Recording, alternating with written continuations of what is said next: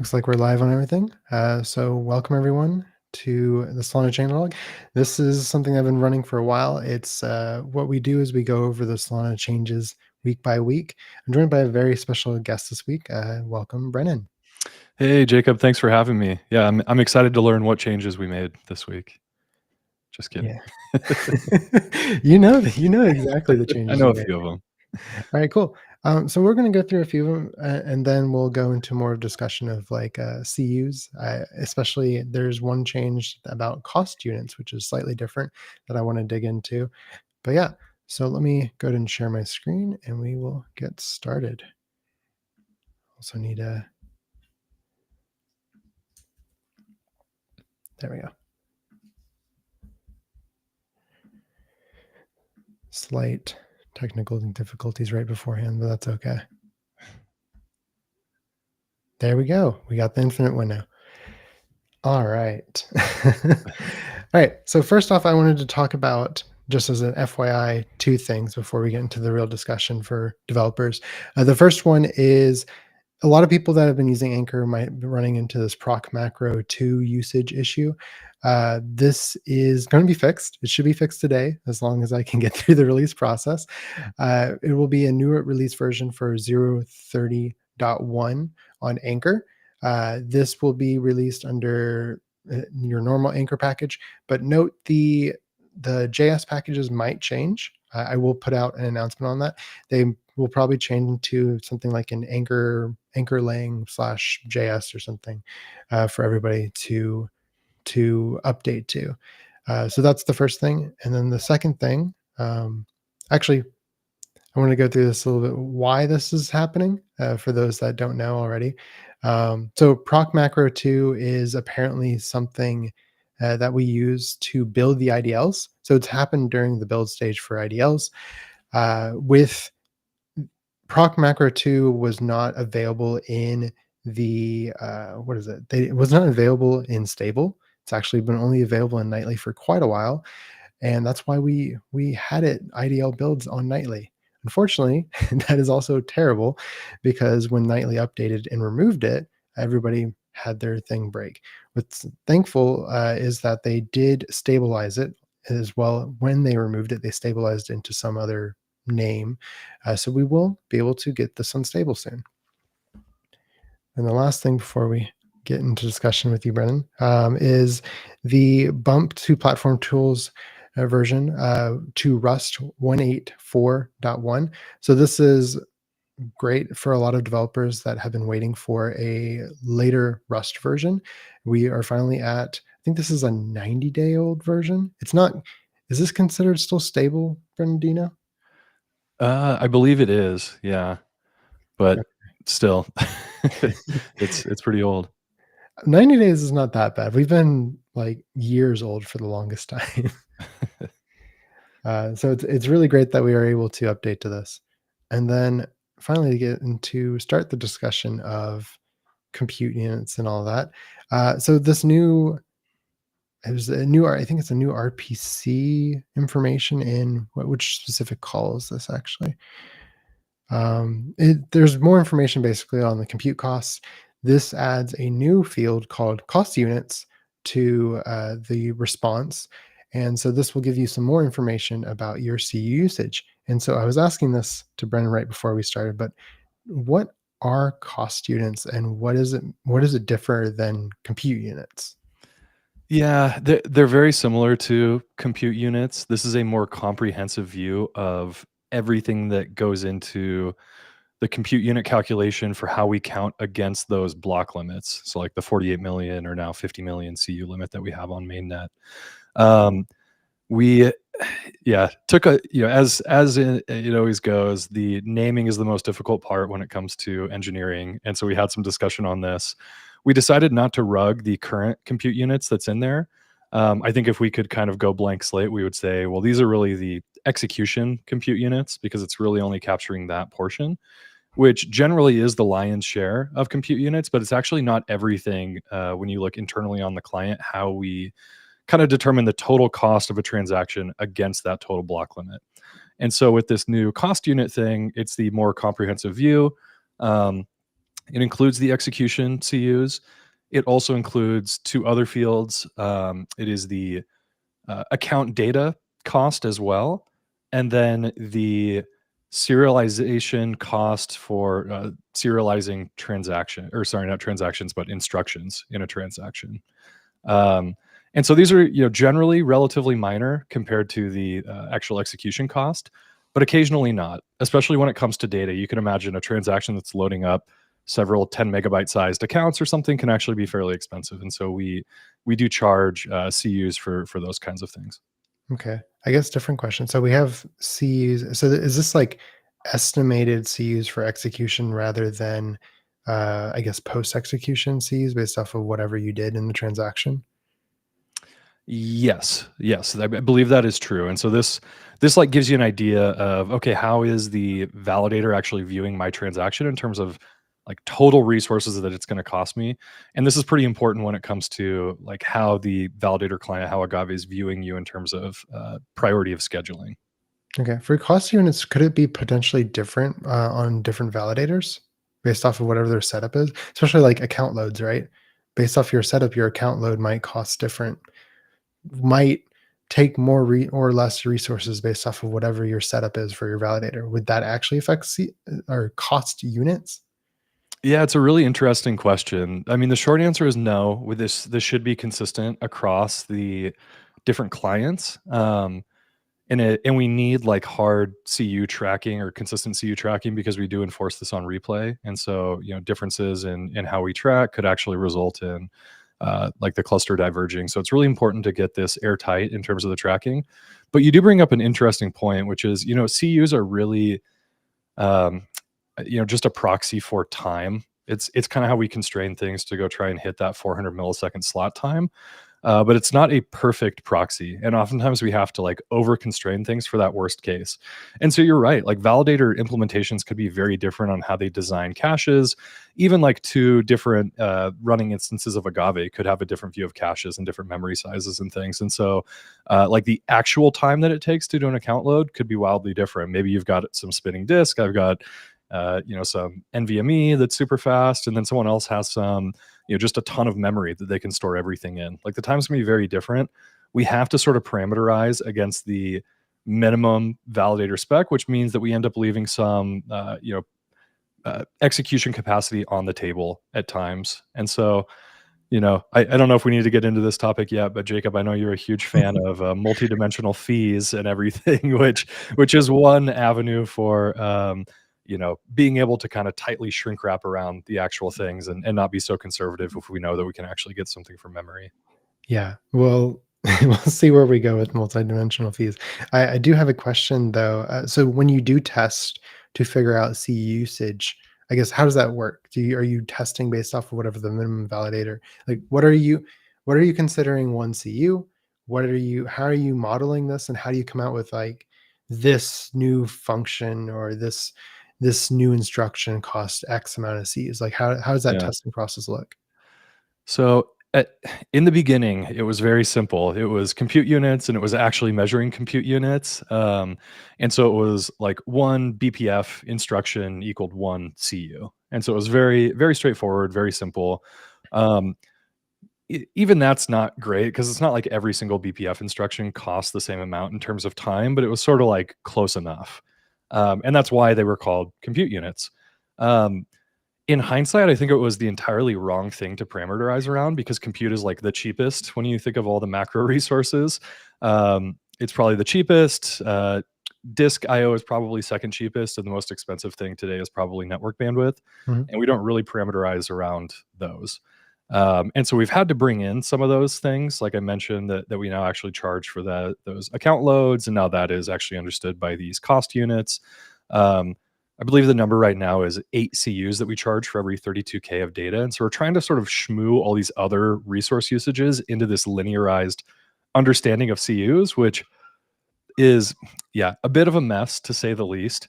It does make it a little bit easier to reason about. Maybe as a dev trying to land transactions, I really just need to kind of specify this one sort of CU limit. I know we also have some data budgets and things as well, but yeah, we're trying to not force everyone to be a PhD in economics or calculus or something to be able to land a transaction. But yeah, I mean, getting back to your question about how do we kind of change these things, I mean, we have like an adversarial team that is trying to sort of break this model all the time, and sending different transactions and seeing, where are we kind of being overly restrictive, where are we perhaps undercharging for things, and pack stuff in. We're like mainnet definitely has a certain characteristic to the load, but we also know that hey, there could be some adversary in here that's trying to mess with things, or the meta may change, and thus the load changes, and so we want to be kind of ready for those types of things. Um, yeah, in terms of actually setting numbers, a lot of this is extrapolation from mainnet data. Just looking today, we have a bunch of great metrics to understand where do we have headroom. For example, today we have a bunch of execution headroom. I think your typical block that's like packed full with 50 million CUs, we can execute that stuff in maybe like 150 milliseconds, so oftentimes less. And so we've got a bunch of headroom when it comes to compute. Disk, similar story for the most part with the actual mainnet load. We have a bunch of headroom. We do want to guard against that case of someone loading up a bunch of transaction data and a bunch of those landing in a single block. So we have to be a little bit conservative there, but we've got headroom there. Network is actually where we're the tightest today, in terms of how far we could push block limits before we would start seeing those slot times creeping up above 400 milliseconds. And so we have mainnet, of course, looking at metrics. We have testnet, of course, where we can look at metrics. And then we have some private clusters where we'll really kind of, we can update all the machines. We can have a very contrived load running against that. We can kind of spoof different cluster sizes to say, okay, what happens if we go to 10,000 validators on mainnet? How does that sort of change things? How much is Turbine going to scream? And so, yeah, I mean, it's a lot of just boring data collection, applying load, measuring, hand tuning things. It's also a little brittle. There are a lot of differences of opinions on this, saying, "Hey, are we basically going to be forever just tuning these values as Moore's law does its thing? As we eventually start tuning things based on assumed cache misses, and like, okay, how many dimensions are going to go into these fees?" And so it is kind of a dangerous game to be playing, tuning all these constants. But yeah, that's where we're at today.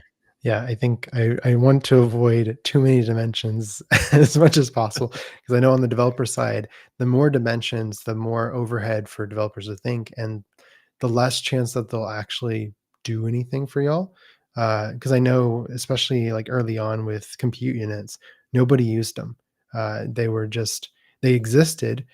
They could well, at the time they didn't, but they could potentially give you high priority, but there was no reason to, and also it was just overhead for thinking for the developers of like, how do I use this thing? Then as the network progressed, it got harder to actually get transactions without it. Now people use them, and there was a whole bunch of tooling created to help that out. But the more dimensions, I fear, will be make it very difficult for developers.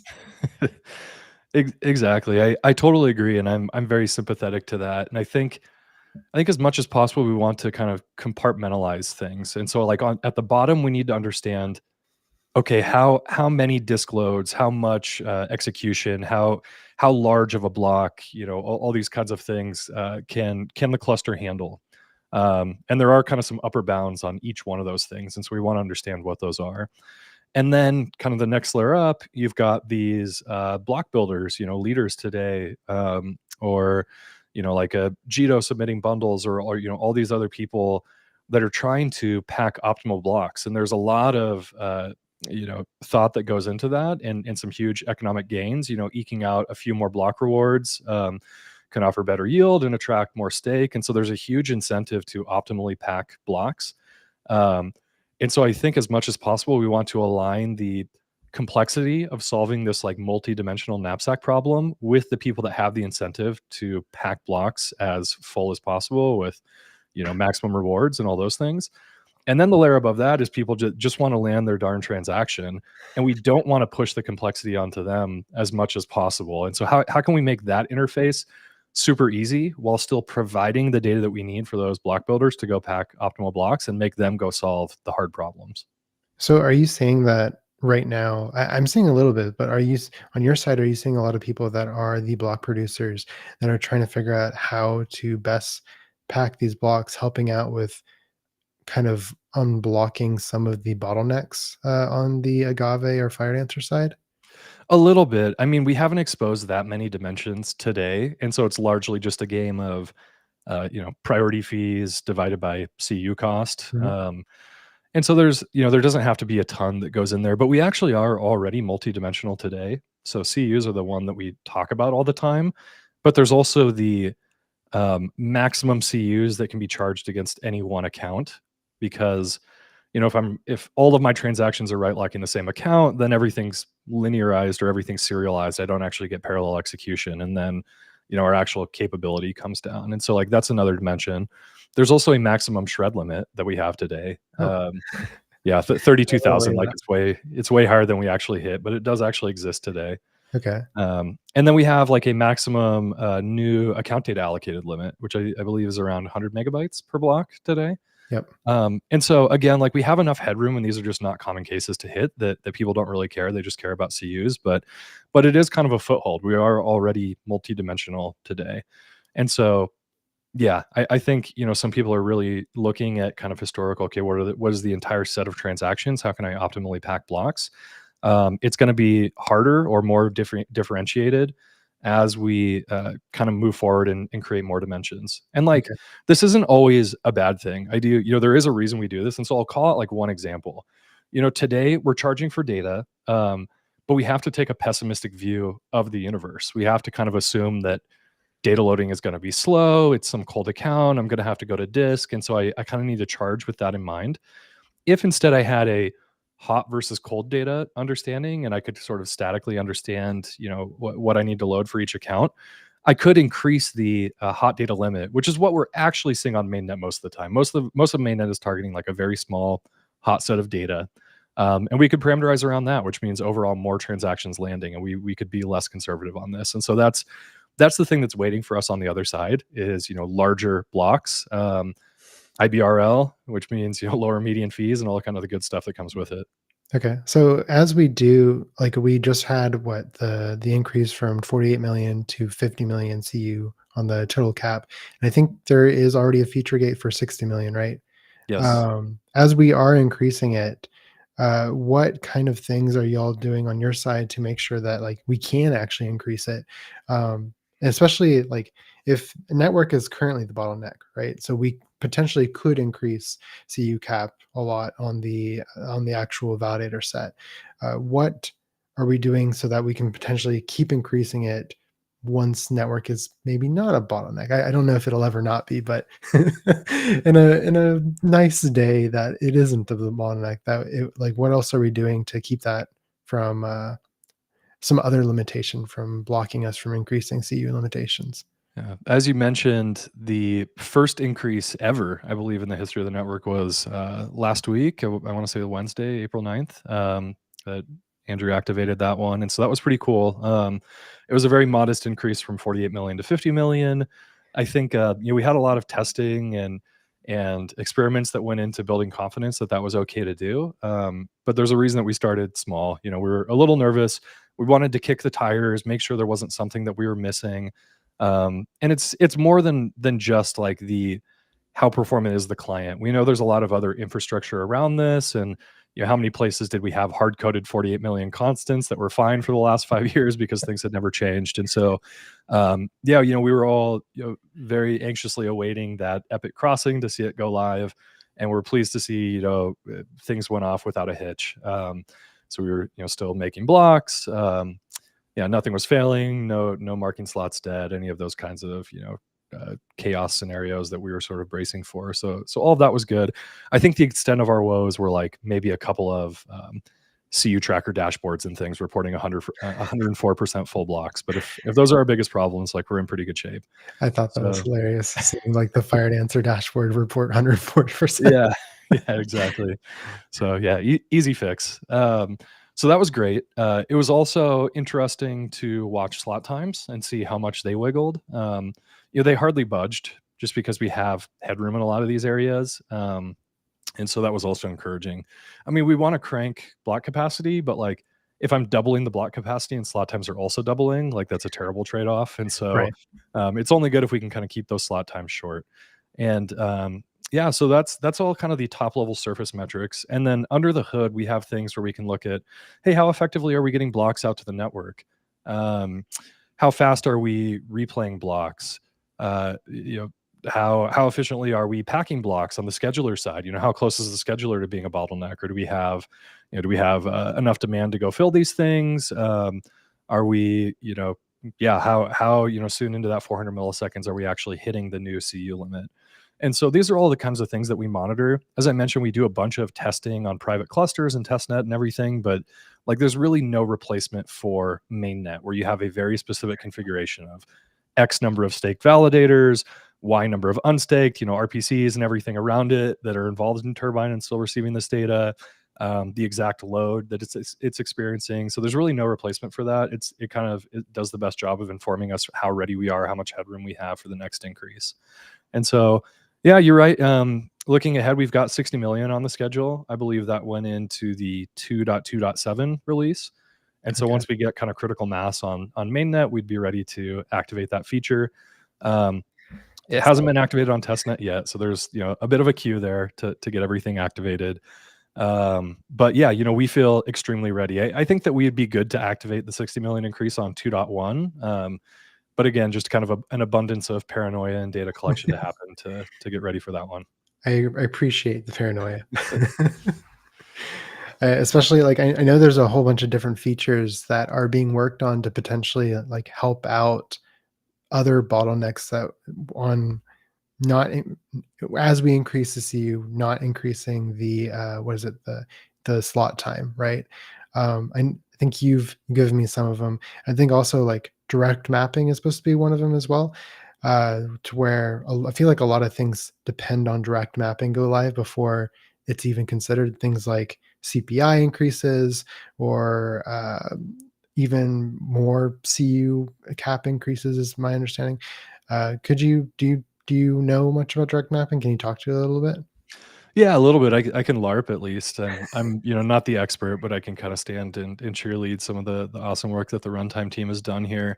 So the problem that we have today is kind of the amount of data copying that we're doing internally for each kind of VM invocation and each CPI call that we're making.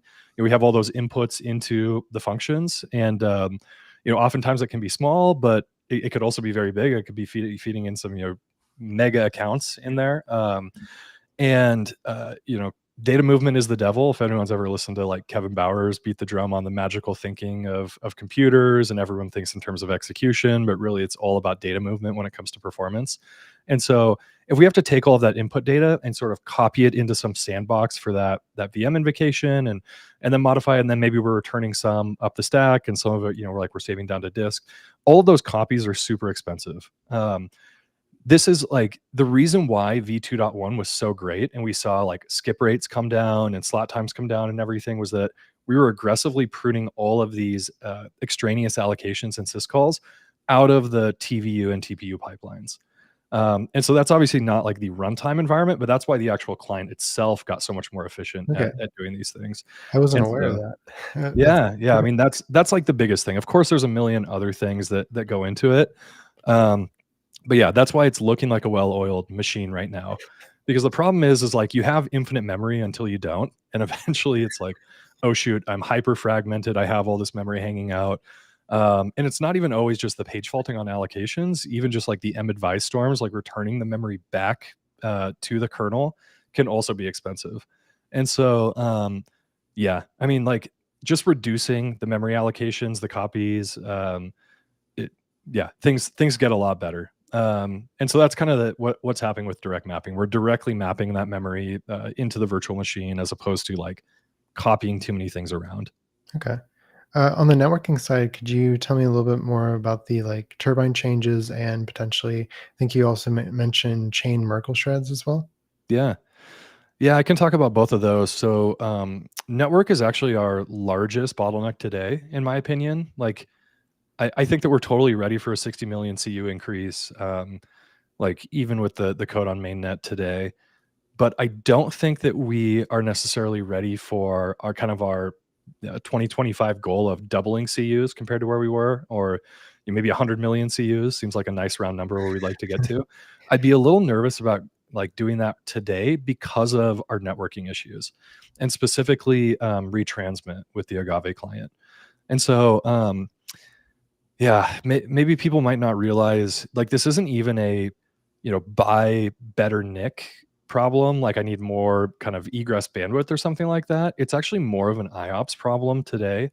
And if you look at some of the heavy staked validators, like I'm assuming like a Coinbase or a, Binance or kind of those ones that are in like the 3% range.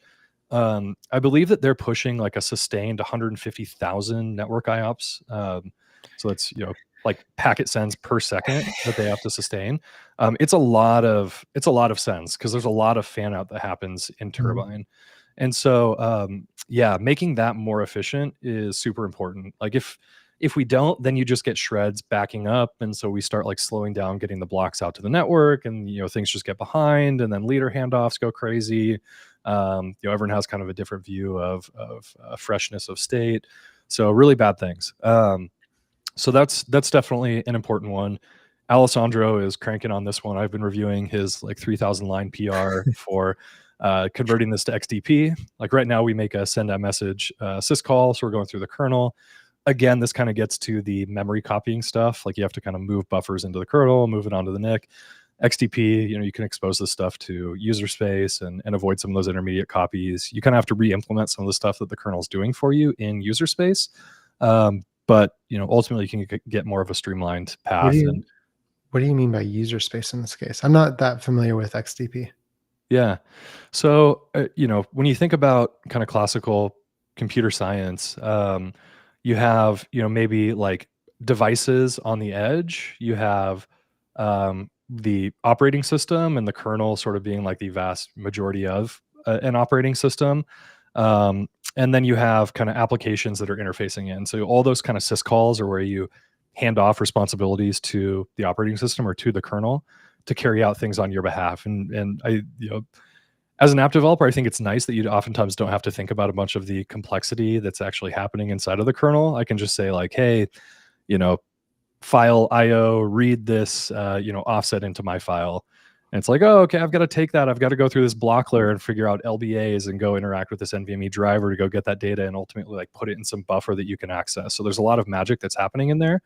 Um, I think it's super nice as an app developer to not have to think about that. And, Agave is just like an app that's riding on top of, the Linux kernel. But when you really care about performance, you start caring a lot about the magical stuff that's happening inside of the OS. And oftentimes that can get in the way. And so, like, I think it's Trent that says all the bad decisions were the right decisions. And this is probably one of those cases where using the send and message syscall was probably right. It's easier, like it's a faster way to get stuff out. But all of a sudden, we've got enough activity and we want to eke enough performance out of this thing that it's actually becoming a performance bottleneck and getting in our way. So, okay, sorry, kernel. Like I've got to actually, get tighter control over what's happening here. I'm going to bypass you. I'll talk to the NIC directly and manage all the buffer movements and everything and hyper optimize this path for Okay. my application. Yeah, that makes a lot of sense. I'm just being cognizant of time. I don't want to keep you for too long because I feel like I could talk to you forever on this stuff. I just wanted to ask one last question that I wanted to make sure I asked you is that as we are increasing the CU caps, I know that currently the CU per account cap is 12 million. Are we also considering changing that as well? Yes. Yeah, it is not coupled to our current increases, so it didn't change with the 50 million. It's not going to change with the 60 million, but we are looking at that. As I mentioned, kind of the origin of that, it's pretty simple. It's the 48 million overall cap that we had for many years divided by the 4 execution threads. That's Right. the standard out of the box configuration. So it's not, you know, this isn't rocket science here, but yeah, we've been a little weary of changing that. Just understanding what is the worst case serialized execution. But we think that we have quite a bit of headroom there, and that we should be able to increase that quite a bit.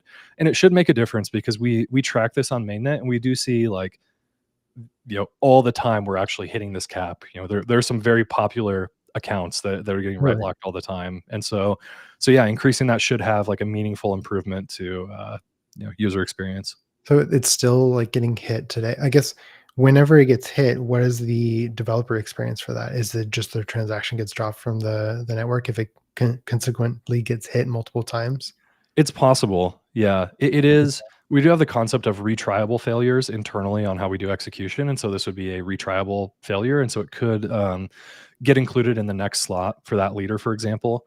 Or if you fanned it out to a future leader, then that leader, once the CUs reset, okay, I get another crack at accessing this account. But yeah, I mean, there is a chance that you keep getting locked out until your block hash expires, and then you experience it as a transaction drop, which is no fun. My goodness. Okay. All right. I think uh, I can ask more questions, but on that side, I feel like the developer would want to know. I don't think there's many dashboards out of the one that I think I've seen y'all use for understanding when the specific single accounts caps get hit. That showcase to developers, hey, this is happening. Maybe you should change something on your end. I feel like that should be. I need to find some way to surface that to developers better than telling them, well, we can't give everybody metrics access. So, getting them able to view that in some way, shape, or form. Yeah. Yeah, I agree. It would be really nice to have. I'll have to think about how we surface that. I think today a lot of the like medium priority fee discovery is more oriented towards a global fee, and when you're dealing with global congestion, how do I land? Mhm. But this is an example of more of a local fee market, and how do I understand kind of that localized fee market? And so we'll have to think on that one further. How do we expose some knobs so that people know, hey, what's it going to take to land? Got it. Cool. Well, thank you so much, Brendan, for joining me today on the Solana Changelog. And thank everyone who has come to watch us. This has been great. I've learned a lot of things about CU. I hope other people have as well. But yeah, thank you so much. Yeah, thanks for having me on, Jacob. I appreciate it. All right. See you, everyone.